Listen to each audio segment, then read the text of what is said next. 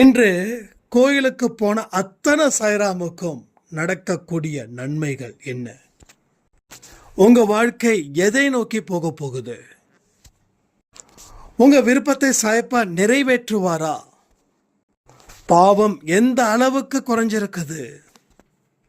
சாயப்பா உங்களுக்கு உணர்த்தும் பாடம் என்ன?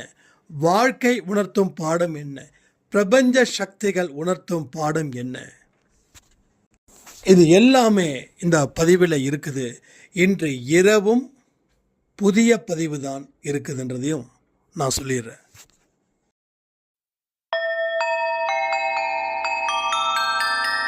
ஓம் சாயிரா சாயிரா, ஓம் சாயிரா சாயிரா, ஓம் சாயிரா சாயிரா, அன்பே சாயிரா, பேரன்பே சாயிரா, அகிலம் தளிக்க ஆத்மா விழிக்க அனுதினம் சாயிரா, எங்கள் அன்பே சாயிரா.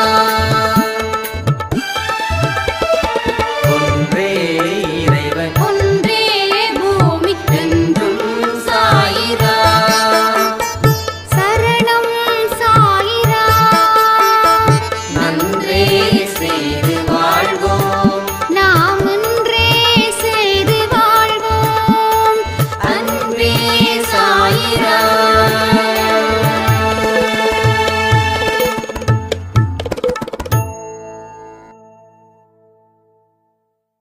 சாய்ராம். என் உயிரின் உயிரானவர்களே, ரொம்ப சிறப்பாகவே இருந்துச்சு. என்னைக்கு கோயிலுக்கு போனதில் ஒரு செலிப்ரேஷன் மாதிரி இருந்துச்சு அப்படின்னு ஒரு சாய்ராம் சொல்லியிருந்தாங்க. குடும்பத்தோட ஞாயிற்றுக்கிழமை கோயிலுக்கு போனதே இது முதல் முறை. ஆனால் கோயிலில் யாருமே இல்லை. நிறைய நேரம் கடவுள் கூட இருப்பதற்கு இது வழிவகுக்குது. இனிமே ஒவ்வொரு ஞாயிற்றுக்கிழமையும் கோயிலுக்கு வரணும் அப்படின்னு நான் நினைக்கிறேன். அவ்வளவு அமைதியாக இருக்குது. கோயிலில் யாருமே இல்லாதது அது இன்னமும் மனசில் டிஸ்டர்பன்ஸ் இல்லாமல் இருந்துச்சு அப்படின்னு ஒரு சாய்ராம் சொல்லியிருந்தாங்க. இந்த ருத்ரதாண்டவ பயிற்சி பெரும் மாற்றத்தை எல்லா சாய்ராமுக்கும் கொடுத்துருக்குது. சில பேருக்கு முழு விருந்து கொடுத்துச்சு, சில பேருக்கு தொட்டுக்கிறதுக்கு ஊர்க்கா போல இருந்துச்சு. ஆக மொத்தம் யார் எந்தெந்த அளவில் முயற்சி பண்ணாங்களோ அந்த அளவுக்கு அவங்க வெற்றி அடைஞ்சிருக்காங்க அப்படின்றது மட்டும் எனக்கு தெரிஞ்சிருக்குதுங்க. ஸோ இந்த பயிற்சின்றது தொடர்ந்து அடுத்தது அப்படிலாம் இல்லை. வருஷத்துக்கு 2 பயிற்சிகள் தான். இனி மறுபடியும் அடுத்த வருஷம் பயிற்சி கொடுப்போம். அது டேட்டு என்ன ஏதுன்னு நாம் முடிவு பண்ணுறது இல்லை, அவர் முடிவு பண்ணுறது. எதுவுமே நம்ம பிளான் பண்ணி செய்கிறதே கிடையாது. உங்களுக்கே தெரியும். இந்த 48 நாள் பயிற்சியில் நம்ம என்ன பண்ணோம், அந்த பாதிக்கு மேலே தான் நம்ம சொன்னோம். எடுத்த உடனே ஆடியோவில் நம்ம சொல்லியிருக்க மாட்டோம். நல்லா கவனிச்சிங்கன்னா தெரியும். ஒரு ஃப்ளோவில் தான் போகும். ஒரு ஃப்ளோவில் போய்கிட்டு இருக்கும்போது தான் ஏதாவது ஒரு விஷயங்கள் அந்த இதை நோக்கி வரும். அதை வந்துடுச்சுன்னா அதை பிடிப்போம். அங்கே இருந்து அடுத்தடுத்த ஆடியோஸ் அதை பேஸ் பண்ணி ஸ்டார்டிங்கில் நாம் சொல்ல வருவோம். அப்படி தான் இங்கே நடந்துச்சு. எல்லாரும் கோயிலுக்கு போனீங்க. யார் என்னென்ன மாதிரியான மனநிலையில் இருந்தீங்க அப்படின்றதையும் இந்த ஆடியோவுக்கு கீழே கமெண்ட் பண்ணுங்கள். உங்கள் வாழ்க்கையில் மாற்றத்தை ஏற்படுத்துவார் அப்படின்றத நம்ம அதிகமாக சொல்லிக்கிட்டே இருக்கோம். அது உண்மையும் கூட. புரிஞ்சவங்களுக்கு வாழ்க்கையில் எல்லாமே ஈஸியாக கிடைக்கும். புரிஞ்சவங்களுக்கு துன்பத்தை கூட இன்பமாக நினைக்கிறவங்க, புரியாதவங்களுக்கு இன்பங்கள் கூட துன்பமாகவே இருக்கும். எப்படி சொல்லவா, ஒரு வெற்றி நடக்கும். அந்த வெற்றி நடந்துக்கிட்டு இருக்கும்போதே ஒரு துக்கம் வரும். இது கடைசி வரைக்கும் இருக்குமா, இல்லை மறுபடியும் தோல்வியை தழுவுவோமா அப்படின்னு. இது புரியாமல் வாழக்கூடிய வாழ்க்கையில் இருக்கக்கூடிய மனிதர்களுடைய மனநிலை. இங்கே நிறைய பேர் அப்படி தான் இருக்கும். அப்போ புரிஞ்சு வாழ்கிறவங்களுக்கு துன்பத்தில் வாழும்போது கூட இது என்ன பெரிய துன்பம், துன்பத்துக்கு அடுத்தது என்ன, இன்பம் தானே கிடைக்கும். அப்போது எல்லாமே அதனுடைய ஒரு நியதியின் படி தான் இங்கே நடக்குது. நாம் எல்லாம் ஜஸ்ட்டு நூலாட்டம் பொம்மைகள் போல தான் அப்படின்ற ஒரு தாட்டும் வரும். இதுதான் புரிஞ்சவங்களுக்கும் புரியாதவங்களுக்கும் இருக்கக்கூடிய டிஃப்ரெண்ட். ஆனால் அன்பே சாயில வந்ததுக்கப்புறம் நாம் எல்லோரும் புரிஞ்சு வாழ்ந்துக்கிட்டு இருக்க முயற்சிகள் செய்கிறோம். அதில் சிலர் அடுத்தடுத்த ஸ்டெப் எடுத்து வச்சுருக்காங்க, சிலர் அதே இடத்துல நிற்கிறாங்க. இன்னும் புரியணும்னு நினைக்கிறாங்க. புரிஞ்சுக்கிறது ரொம்ப நல்லது. புரிஞ்சுக்கோங்க, வாழ்க்கையை பற்றி புரிஞ்சுக்கோங்க, உங்களை பற்றி புரிஞ்சுக்கோங்க, அடுத்தது மற்றவங்கள பற்றி புரிஞ்சுக்கலாம். எவன் ஒருவன் தன்னை முழுவதுமாக அறிகிறானோ அவனே பிறரையும் அறிந்து கொள்ள முடியும், அவனாலே பிறரையும் அறிந்து கொள்ள முடியும். என்ன நான் முழுவதும் அறிஞ்சிக்கிட்டாதான் அடுத்தவங்கள பற்றி நான் தெரிஞ்சுக்க முடியும். அடுத்தவங்க நமக்கு என்ன பண்ணுவாங்க, காலை வாரி விடுவாங்களா இல்லை கை கொடுப்பாங்களா அப்படின்றத நம்ம புரிஞ்சுக்க முடியும். என் வாழ்க்கையில் நிறைய விஷயங்கள், ஒரு சாயிராம் சொன்னாங்க, நீங்கள் கல்யாணம் பண்ணிக்க போகிற பொண்ணோட ஃபோட்டோவை பார்த்த ரொம்ப சந்தோஷம், எங்களுக்கு இப்போ ஒரு திருப்தி எங்களுக்கு கிடைச்சிருக்குது. ஏன்னா எல்லாருடைய வாழ்க்கையும் நல்லா இருக்கணும்னு சொல்லக்கூடிய நீங்கள் உங்கள் வாழ்க்கையில் துணை இல்லாமல் இருக்கிறது ரொம்ப கஷ்டமாகவே இருந்தது. அடிக்கடி நானும் எங்கள் வீட்டில் கணவரும் எங்கள் மகளும் பேசிப்போம், இவருக்கு மட்டும் கல்யாணம் நடந்தால் இன்னும் சந்தோஷமாக இருப்பார் இல்லை அப்படின்னு. அந்த ருத்ரதாண்டவ பயிற்சியில் இந்த ஒரு வெற்றி கிடைச்சது ரொம்ப சந்தோஷமாக இருக்குது. எல்லாத்துக்குமே இது பெரிய ஒரு வரமாக இருக்குது அப்படின்னாங்க. நான் ஒரே விஷயம் சொல்கிறேன், எதுவுமே என்னுடைய விருப்பத்தின்படி நான் இங்கே வாடலை. கடவுள்கிட்ட என்னைக்கும் நான் கேட்டது ஒன்று தான், உனது விருப்பத்தின்படி உனது சித்தத்தின்படி எதுவாக இருந்தாலும் அதை நான் ஏற்றுக்கிறேன் அப்படின்னு. இப்போ நம்ம அந்த ஏஜை தாண்டல, ஆனால் அந்த அனுபவத்தை தாண்டி இருக்கோம். நிறைய அனுபவம் நம்மளை பற்றியும் கடவுளை பற்றியும் கர்மாக்களை பற்றியும் எல்லாமே எக்ஸலண்ட், எக்ஸ்ட்ரா எக்ஸ்ட்ரா எக்ஸ்ட்ரா. இதை தெரியும் போது எல்லாமே நமக்கு சரிசமமான மனநிலையில் இருந்து பெறுகிறோம். அவ்வளோதான். வேணும்னும் அடம் பிடிக்கல, வேண்டானும் அடம் பிடிக்கல. அப்போது உன்னுடைய விருப்பம் என்னவோ அதை நீ நிறைவேற்று. அப்படி தான் நம்ம சொல்லிட்டு இருக்கோம். ஸோ எல்லா விஷயங்களுக்கும் கடவுளுடைய அனுகிரகமும் அவருடைய வழியிலையும் நாம் நடக்கணும் அப்படின்றது என்னுடைய எண்ணமாக இருக்கிறதால அவர் என்ன கொடுத்தாலும் அதை நான் வாங்கிக்கிறேன். தனியாக தான் இருக்கணும் அப்படின்னாலும் சந்தோஷம், குடும்பத்தோடு தான் இருக்கணும் அப்படின்னாலும் சந்தோஷம், இந்த இடத்துல தான் நீ இருக்கணும் அப்படின்னாலும் சந்தோஷம், இதை விட நீ மேலே தான் இருக்கணும் அப்படின்னாலும் சந்தோஷம். இது உண்மையாகவே சொல்கிறேன். இங்கே எதையும் நான் மறைச்சி பேச விரும்பலை, எனக்கு அது பிடிக்கவும் பிடிக்காது. உள்ளே என்ன இருக்குதோ அதை சொல்லணுன்றது தான் சாய்ப்பாடு குழந்தைகளாக இருக்கணும். அப்போ இத்தனை விஷயங்கள் உங்கள் வாழ்க்கையில் நடக்கும் எப்போ, அவருடைய விருப்பத்தின்படி உங்கள் வாழ்க்கையை நீங்கள் வாழும்போது. அதனால தான் நான் கல்யாணம் பண்ணிக்கிற பொண்ணோட ஃபோட்டோ கூட கரெக்டாக 10 மணிக்கு சாயப்பாவுக்கு முன்னாடி நான் ஆல்ரெடி ஸ்டேட்டஸ் வச்சுட்ட சொல்லியிருந்தேன், இது மாதிரி இப்படி ஒரு இது கொடுத்து வச்சுருங்க, நம்ம கரெக்டாக அங்கே சாயப்பாவுக்கு முன்னாடி போகும்போது ஷார்ப்பாக 10 மணிக்கு பப்ளிஷ் பண்ணிவிடுங்க. இதில் இன்னொரு அதிசயமும் இருக்குது, அதை சொன்னால் இன்னமும் உங்களுக்கு இதாக இருக்கும். இந்த பயிற்சி நம்ம தொடங்கும்போது இதை என்னைக்கு சாய்பாட கோயிலுக்கு போகணுன்றத 1 வீக் முன்னாடி நம்ம வேளாங்கண்ணி சாய்ராம் இருக்காங்கல்ல, அவங்க தான் சொன்னாங்க, நான் பயிற்சி முடியும் போது இல்லை பயிற்சி முடிஞ்ச அடுத்த நாள் கோயிலுக்கு போகிறதா பிளான் வச்சுருந்தேன். அப்போ தான் உங்ககிட்ட கேட்டேன் எப்போ போகலாம் அப்படின்னு.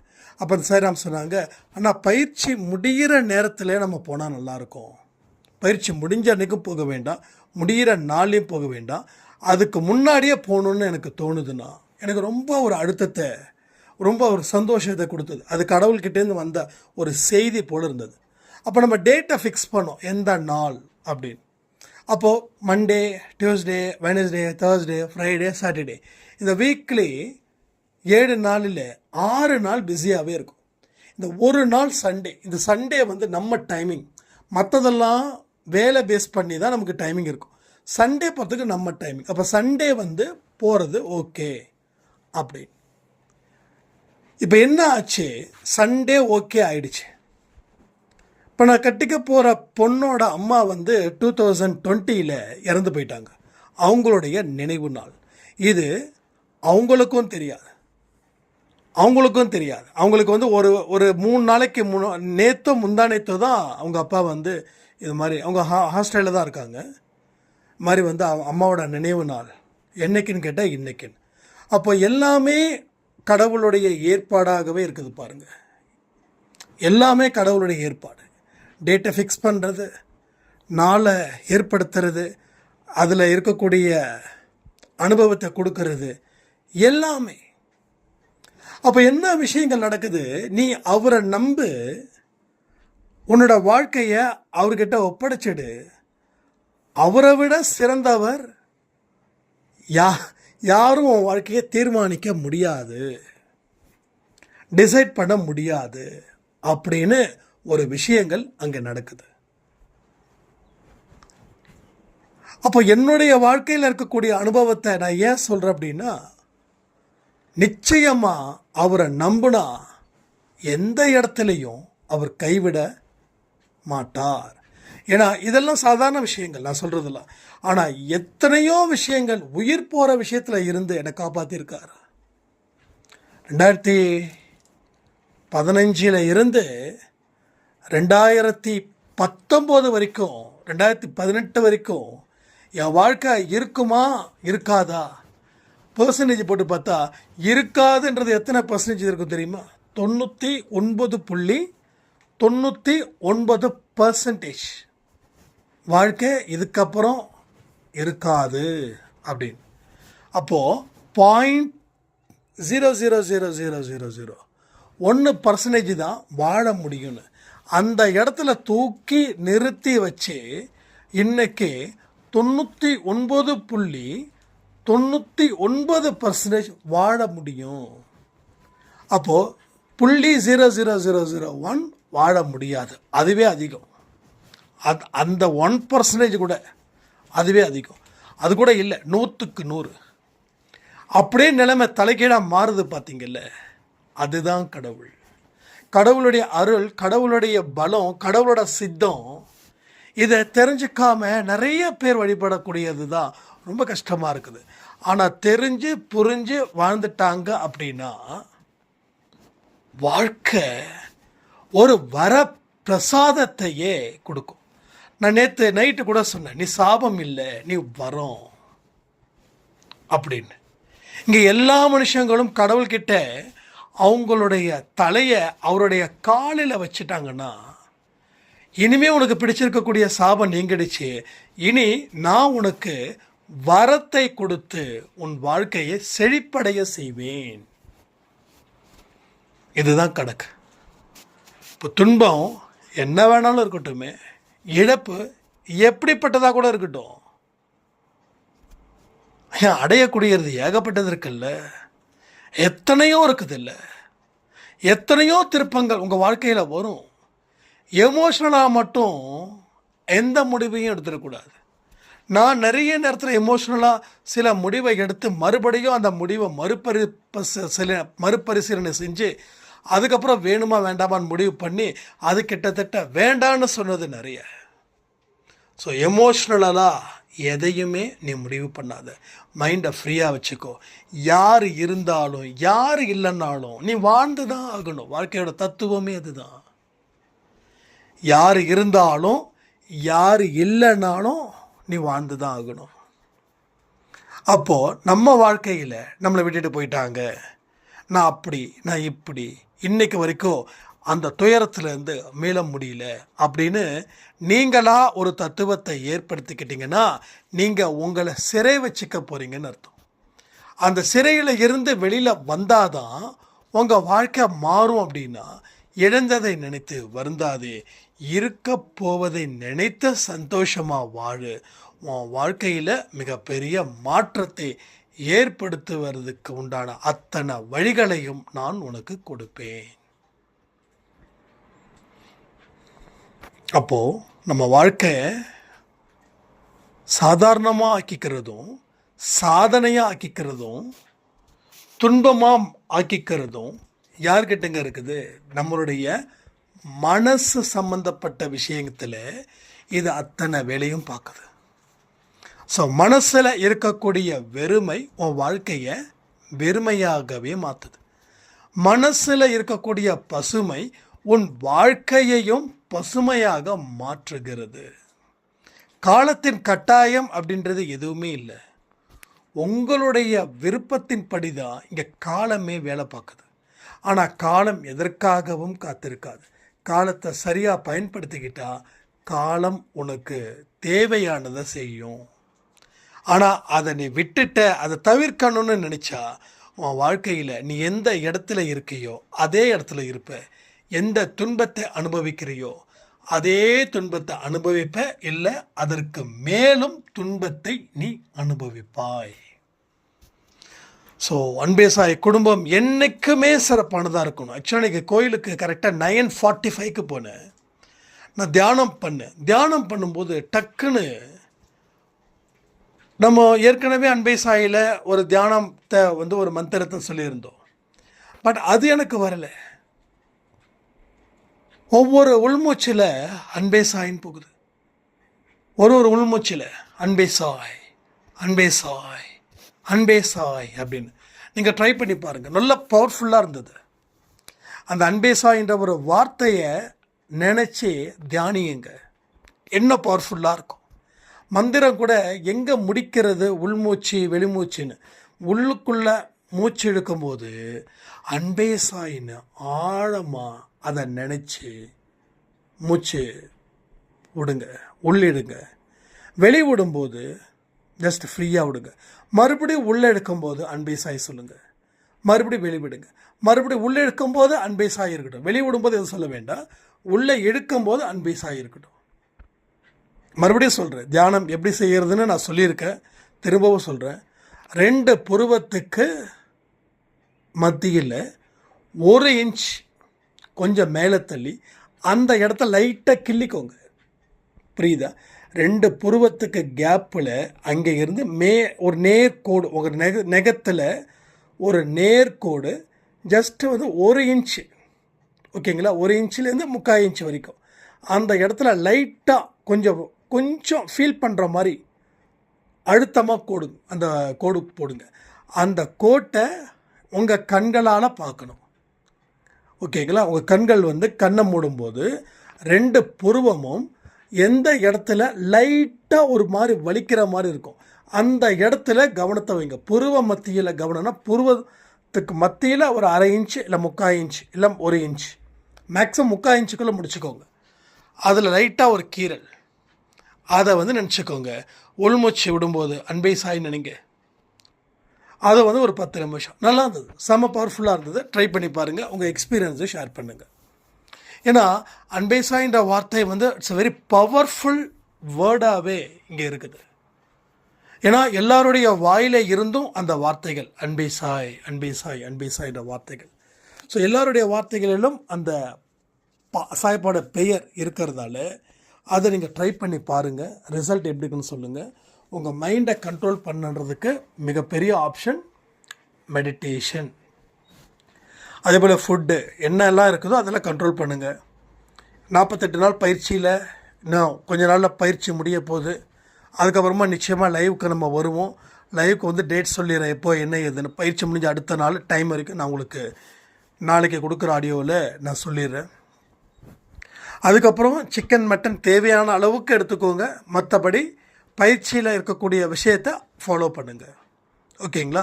இந்த பயிற்சின்றது 48 நாள் மட்டும் செஞ்சுட்டு அடுத்த நமக்கு வந்து உட்காந்து பேக்கரியில் வந்து பப்ஸு இல்லை பரோட்டா எல்லாமே அதே கண்ட்ரோலில் இருக்கணும்.